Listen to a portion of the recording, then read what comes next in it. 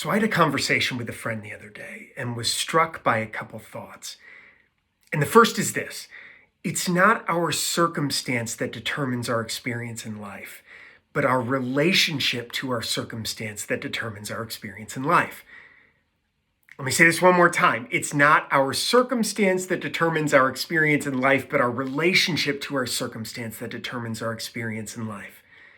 Each of us, no matter where we live, what we do, sit on a spectrum of circumstance. And there are so many variables that come to play in our current circumstances, right? Our health, our wealth, our age, our occupation, our relationship status, and so many more things, right?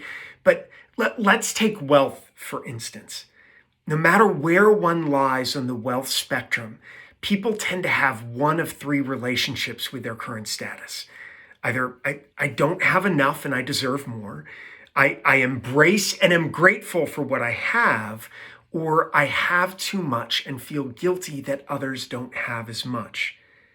And this is the same with health, age, love, with any circumstance. No matter where we fall in the spectrum, we can have one of these relationships. And what's interesting is that our circumstance itself doesn't determine which response we'll have. There are just as many people with plenty that feel they don't have enough as people with not much at all that feel guilty for what they have. But it's those thoughts that determine our relationship and therefore our experience. And the more we resist the circumstance that we're in, as it is right now, the less pleasant our experience tends to be. When we resist what is, we find ourselves stuck further within it. When we're able to accept our circumstance, and this is not saying that every circumstance is okay. There are some times where people are treated unfairly, where it's just not right. But the more we resist what is, the more stuck we become with it, and the more painful it tends to be. When we accept what is, when we see that this is where we are, for now at least, we're given the freedom to influence our experience. And in the end, it's the experience that matters. When we're able to influence our experience, the way we navigate the world, well, the amazing truth becomes this: we have a better ability to influence our circumstance when we change our experience. So what do we do with this, right? Well, what's amazing is each of those relationships are rooted in a thought, whether we think it's not enough, right? Or that we've got too much. And in our minds, thoughts come and go. Our minds are malleable. We get thousands and thousands of thoughts every day.